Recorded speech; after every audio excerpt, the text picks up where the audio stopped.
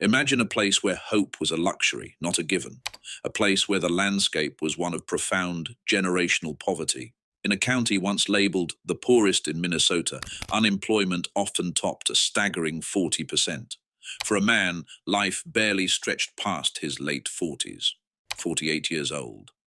Just one generation ago, this was the stark, brutal reality for the Shakopee Mdewakanton Sioux Community.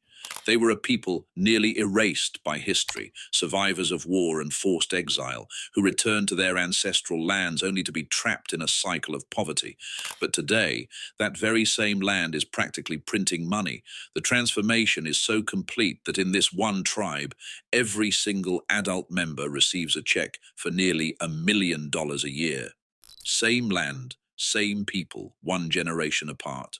The speed and scale of this turnaround is almost unbelievable, a story that defies easy explanation. How do you flip profound generational poverty into $1 billion balance sheet in just a few decades? It wasn't a lottery ticket, it wasn't a government handout. It's a story rooted in resilience, shrewd business acumen, and a legal concept most of America still barely grasps: sovereignty. Today, we're counting down the top tribes who turned that sovereignty into an economic empire. We will break down their playbook and reveal the strategies that took them from government cheese to global brands. We'll explore the calculated risks, the visionary leadership, and the legal battles that paved the way for this revolution. Settle in, because the math behind this turnaround isn't just wild, it's revolutionary. The foundation of power. Before we can start the countdown, you have to understand the one asset these tribes had: their legal superpower, sovereignty. It's a word often thrown around, but few grasp its true weight and its deep, complex history in the United States. At its core, sovereignty means that a tribal nation, not the state, makes the rules on the reservation. It is a government-to-government relationship with the United States, a status that predates the formation of many states themselves. This principle was affirmed in a series of foundational Supreme Court cases in the early 19th century, known as the Marshall Trilogy. Chief Justice John Marshall, in cases like Worcester versus Georgia, established that tribes were distinct political communities whose authority was exclusive within their own boundaries, and that state laws had no force there. The court defined them as domestic dependent nations, placing them in a unique legal category, with the federal government acting as a trustee. For centuries, however, this power was ignored, suppressed, or actively undermined by federal policy. The Dawes Act of 1887 broke up communal tribal lands into individual allotments, selling off the surplus to non-natives and stripping tribes of their land base. This policy, combined with forced assimilation and periods where the government sought to terminate tribal status altogether, left sovereignty as a power that existed on paper but had little practical effect. Tribes owned land, but because it was held in trust by the federal government, they couldn't use it as collateral. Imagine trying to start a business when the one asset you have, your land, is legally untouchable. Banks would laugh them out the door. No collateral, no loan. They were trapped in an economic cul-de-sac, unable to leverage their own resources to build a future. But that sovereignty, however suppressed, meant that if Congress or the courts gave them even a tiny crack of an opportunity, they could sprint through it while state regulators were left standing on the sidelines. That crucial crack finally appeared not from an act of legislative generosity, but from a legal fight over a bingo hall. In 1987, the Supreme Court case, California versus Cabazon Band of Mission Indians, changed everything. The court ruled that if a state permitted a form of gaming for any purpose, such as a state lottery, it could not prohibit tribes from offering the same type of gaming on their sovereign land. The ruling was monumental. It affirmed that states couldn't impose their civil regulatory laws on tribal enterprises. This decision sent shockwaves through state capitals and the established gaming markets of Las Vegas and Atlantic City. Fearing a complete loss of control, states lobbied Congress hard for a federal solution. The result, tucked away on page 847 of a 1,200-page budget bill in 1988, was the Indian Gaming Regulatory Act, or IGRA. It wasn't front-page news, but it codified the tribe's right to game. It established three classes of gaming and, most importantly, created a pathway for tribes to operate Class 3 Vegas-style casinos through agreements or compacts with states. IGRA wasn't a gift, it was a hard-won compromise that finally gave tribes a legal framework to turn their sovereignty into an economic engine, paving the way for our countdown. At number 5, the diversifiers, the Salt River Pima Maricopa Indian Community of Arizona. While many tribes built their fortunes on casinos, the Salt River Pima Maricopa Indian Community demonstrates the power of looking beyond gaming.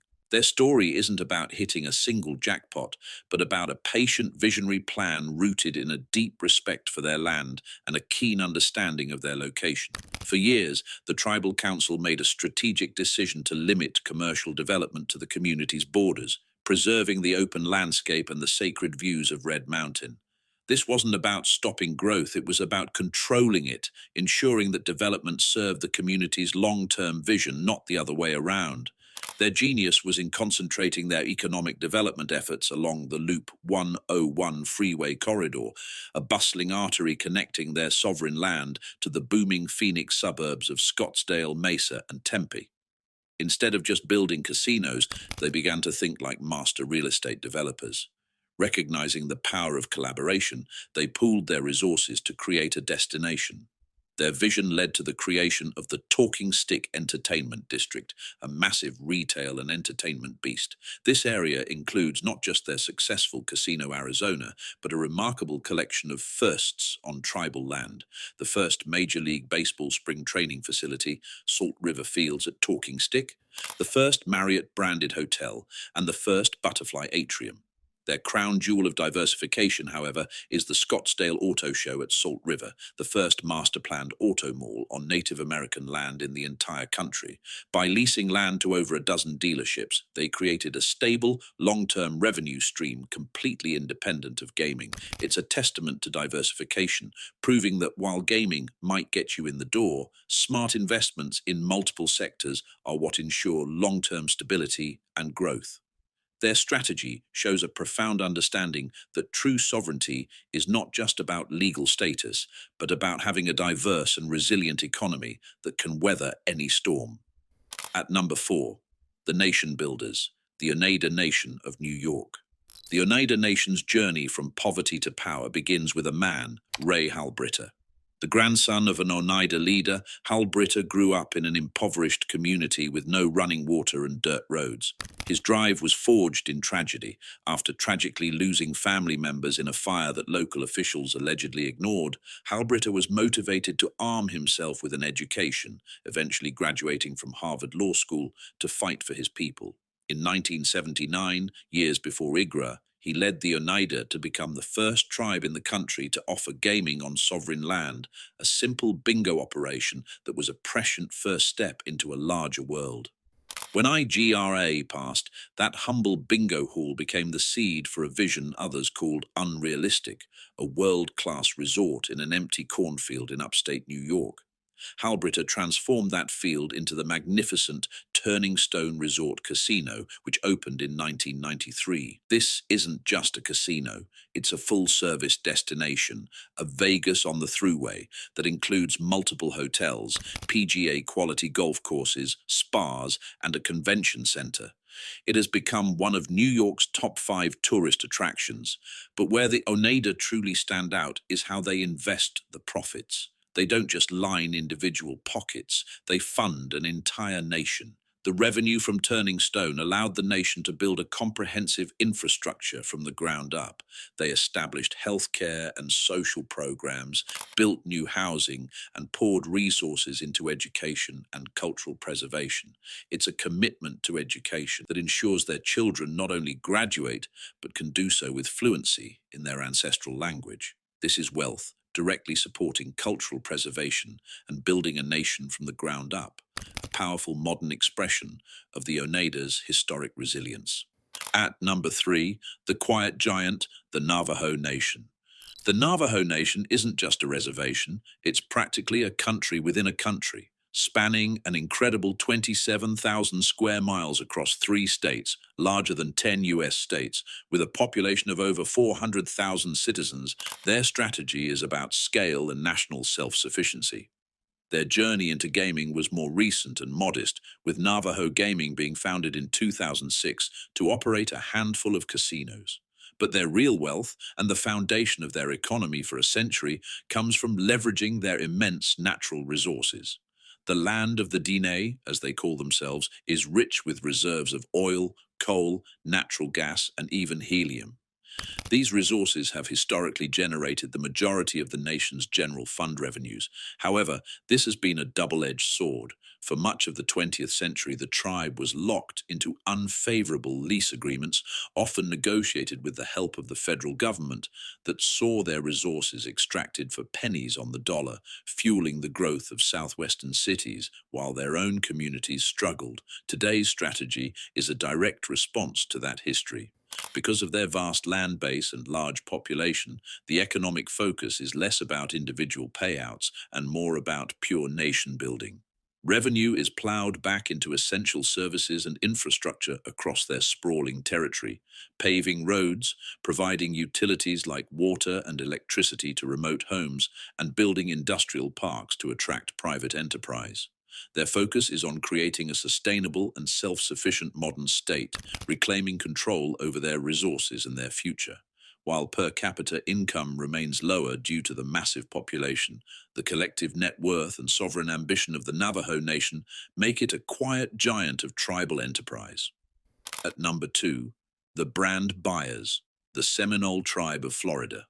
While other tribes were building bigger casinos, the Seminole tribe of Florida was watching and, in true Florida fashion, essentially said, "Hold my citrus." They already had a history of entrepreneurial spirit, having pioneered high-stakes bingo in 1979 and running a significant cattle empire.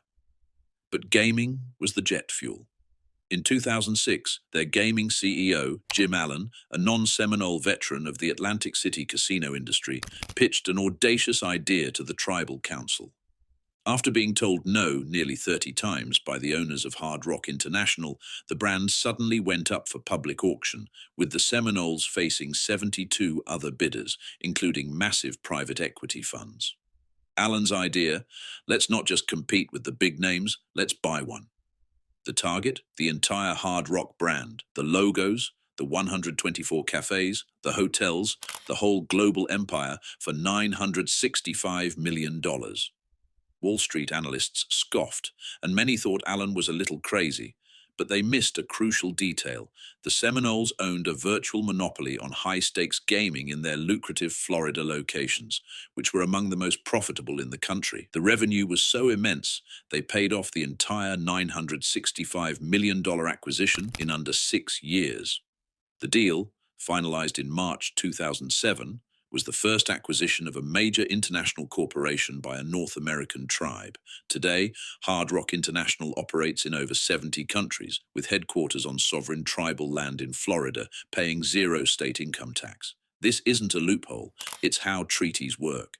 Insiders whisper the Hard Rock brand alone is now worth double what they paid for it, a masterclass in leveraging a unique market position to achieve global dominance. At number 1, the blueprint, the Shakopee Mdewakanton Sioux Community.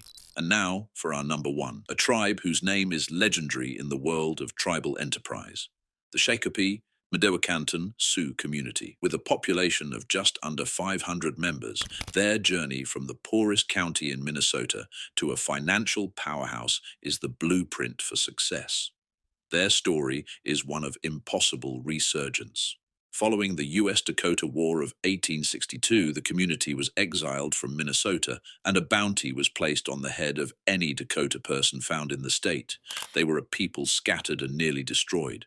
Their return began with a few families buying back small parcels of their ancestral land.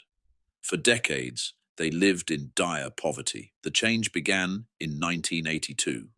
Tribal chairman Norman Crooks, Stanley Crook's father, heard about the success of high-stakes bingo in Florida and decided to take a chance, opening the Little Six Bingo Palace in what was essentially a large shed. The gamble paid off immediately. After the IGRA passed, his son, Stanley Crooks, took the helm as chairman in 1992 and supercharged the growth. The bingo hall became Little Six Casino, and in that same year, they opened the massive Mystic Lake Casino Hotel.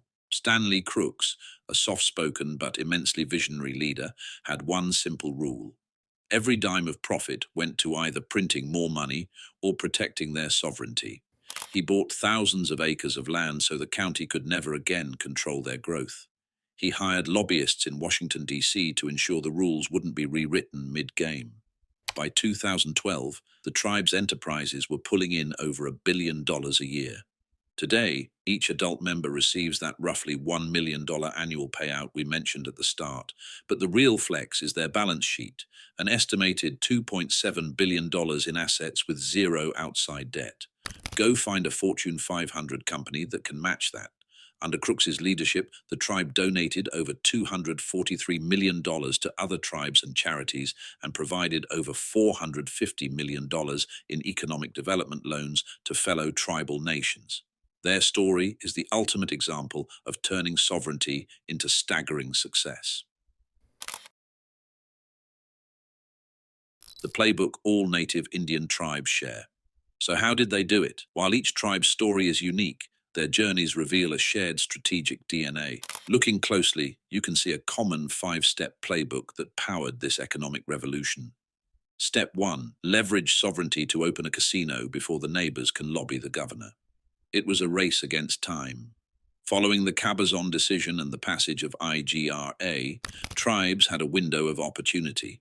They had to move fast to establish a foothold and get the economic engine running before political opposition from states, existing gaming interests, and local communities could organize and shut them down.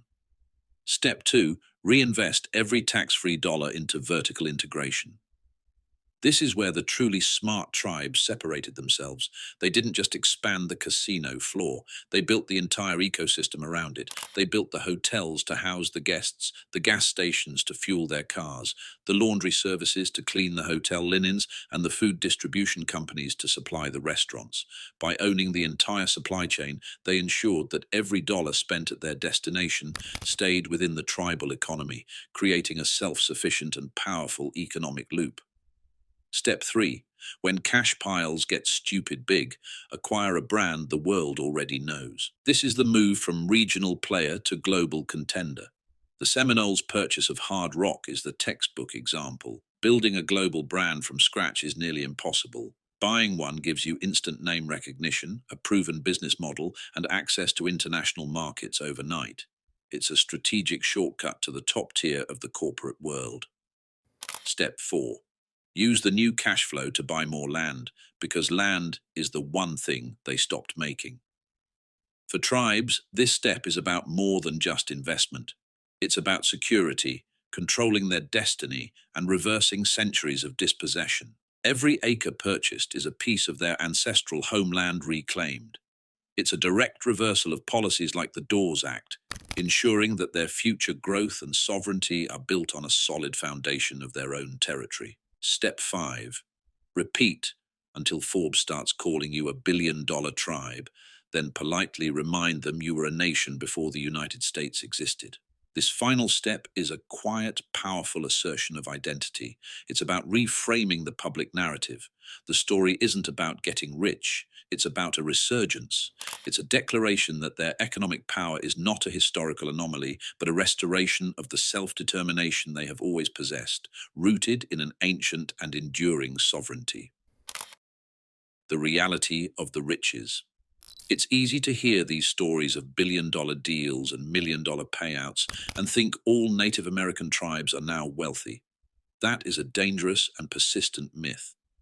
Of the 574 federally recognized tribes in the United States, fewer than 40 clear $100 million a year in revenue. The vast majority still grapple with systemic poverty, hauling water in buckets and living in substandard housing, facing the same challenges that have plagued them for generations. The tribes on our list are extraordinary exceptions, not the norm. Their success was often a product of a unique combination of visionary leadership, historical circumstance, and, most importantly, geography. A casino located an hour from a major metropolitan area like Minneapolis or Miami has a vastly different potential than one on a remote reservation in the rural Dakotas. However, the success of these few has cracked the door open for others. The legal battles fought and won by the wealthy tribes over sovereignty and gaming rights have created powerful precedents. These court victories serve as legal shields, making it easier for smaller, less resourced tribes to assert their own rights and negotiate with state governments on a more even footing. And for those who did strike it rich, the money is a tool, not an end in itself. It is the means to achieve what generations have fought for. The Seminole tribe funds college for any member who gets accepted, all the way to a PhD at Oxford if they can get in. The Mohegans in Connecticut pay every elder's heating bill for life. With the Shakopee, teen drug arrests dropped 60% after the money started flowing, as parents could suddenly afford immediate access to treatment and social support systems flourished. Critics sometimes call it casino welfare. But inside the res, the phrase you hear is survivance, a term coined by Anishinaabe scholar Gerald Vizenor. It means more than just survival. It's a combination of survival and active resistance. It describes an active presence, a renunciation of victimhood, and a continuation of native stories. Wealth becomes the tool that keeps languages alive, protects ancestral lands, funds cultural centers, and builds a future for the next 7 generations on their own terms. From a wire cage bingo drum in a pole barn to owning hard rock cafes on 5 continents, these tribes didn't just beat the house. They bought the house, the street, and the entire skyline. They executed one of the most remarkable economic turnarounds in modern American history. The secret was never just the slot machines. It was the audacity to treat their inherent sovereignty, a legal and political status guaranteed in the Constitution and affirmed by the Supreme Court, like the world's most unfair business advantage, and then refused to apologize for the profits. They took a principle that had been suppressed for 200 years and weaponized it with brilliant business strategy. For too long, history wrote them off as a vanished people, a tragic footnote in the story of westward expansion. Today, they are signing million-dollar checks, investing in 50-megawatt solar farms, and funding carbon capture wells, looking toward a future beyond gaming. They've flipped poverty into billionaire status in just 1 generation. But the real triumph isn't the money in the bank. It's knowing that the next 7 generations are already paid for, their future secured, their culture vibrant, and their self-determination unequivocally and permanently asserted.